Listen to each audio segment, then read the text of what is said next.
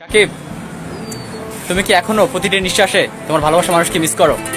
এখন আর প্রতিটি নিঃশ্বাসে তাকে মিস করা হয় না, প্রতিটি দীর্ঘশ্বাসে শুধু তার কথা। তো ভিউয়ার্স, আমি যদি আপনার কাছে একটি প্রশ্ন করি এবং এই প্রশ্নের দুটি অপশন থাকে যে আপনাকে একটি বেছে নিতে হবে। যদি আপনার কাছে প্রশ্নটি এরকম করা হয় যে গগন সাকিব যদি গান গেতে চায় তাহলে তার গার্লফ্রেন্ডকে ফিরে পাবে না, অথবা তিনি যদি গান ছেড়ে দেন তাহলে অবশ্যই তার গার্লফ্রেন্ডকে ফিরে পাবে, তাহলে আমি 100% শিওর আপনি বলবেন যে আপনি চান গগন সাকিবের গানটা থাকুক, তার গার্লফ্রেন্ড না থাকুক। আর এরকম জবাবের একটি কারণ হবে আপনি তো গগন সাকিবের গানকে ভালোবাসেন, তার গার্লফ্রেন্ডকে নয়। আর আমি যে আপনাকে প্রশ্নটি করেছি এই সেম প্রশ্নটি যদি আমি গগন সাকিবকে করি তাহলে গগন সাকিব কি উত্তর দিবে? আর গগন সাকিবের কাছে তো দুটি অপশন, তিনি তো গানকেও ভালোবাসেন এবং তার গার্লফ্রেন্ডকেও ভালোবাসেন। আর এই প্রশ্নটির উত্তর আপনার কাছে বলা যতটা সহজ ছিল, কিন্তু গগন সাকিবের কাছে এই প্রশ্নটির উত্তর তার থেকে অনেক কঠিন, কারণ তিনি তার এক্স গার্লফ্রেন্ডকে অনেকটা ভালোবাসতেন। তো ভিউয়ার্স, আজকের এই ভিডিওতে আমি আপনাদের জানিয়ে দিব গগন সাকিব তার গানকে বেশি ভালোবাসে না তার এক্স গার্লফ্রেন্ডকে বেশি ভালোবাসে।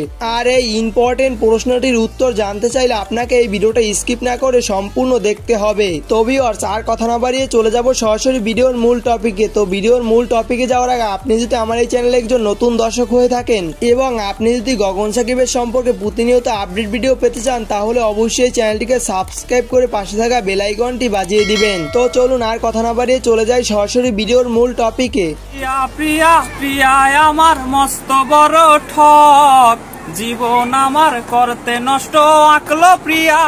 তো ভিউয়ার্স, এখন আমরা গগন সাকিবের কাছ থেকে জেনে নিব যে গগন সাকিবের কাছে সব থেকে বড় মিথ্যে কথা কোনটি। সাকিব, একটা কোশ্চেন করি, পৃথিবীতে সবচেয়ে বড় মিথ্যা কথা কি? আমি তোমাকে ছাড়া বাঁচবো না। আর আপনি যদি গগন সাকিবের সাথে একমত হয়ে থাকেন অবশ্যই এই ভিডিওতে কমেন্ট করে জানিয়ে দিবেন। তো ভিউয়ার্স, এখন আমরা জেনে নিব গগন সাকিব তার এক্স গার্লফ্রেন্ডকে এখনো মিস করেন কিনা। তুমি তোমার গার্লফ্রেন্ডে মিস করো না? অনেক মিস করি ভাই। তো ভিউয়ার্স, আপনার কাছে কি মনে হয়? গগন সাকিবের এই ভিডিওটা দেখে অবশ্যই মনে হয় যে গগন সাকিব তার এক্স গার্লফ্রেন্ডকে এখনো মিস করেন। তো ভিউয়ার্স, এখন আমি আপনাদের জানিয়ে দিব গগন সাকিব তার এক্স গার্লফ্রেন্ডকে মেনশন করে কি বলেছে। এক্সকে নিয়ে কিছু একটা বলো তো। আমি চাঁদ ছুঁতে চাইনি, তাকে ছুঁতে চেয়েছিলাম, কিন্তু সে চাঁদের থেকে দূরে চলে গেছে।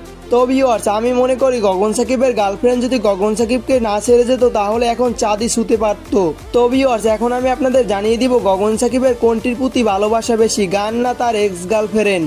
আপনাদের হয়তো সকলেরই কম বেশি মনে থাকার কথা গগন সাকিবের কিছুদিন আগে একটি ইন্টারভিউ ভাইরাল হয়েছিল।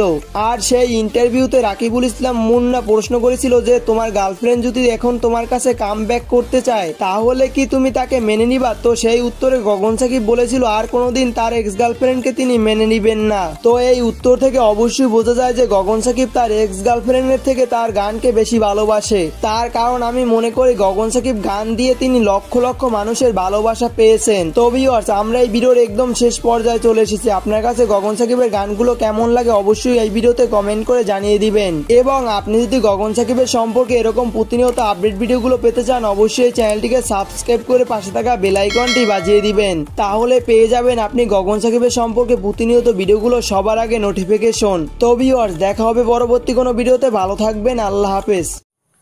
তুমি তো তোমার মতো হায় হারিয়ে গেছো জানায়, বাবুটা কাঁদতো রাতে।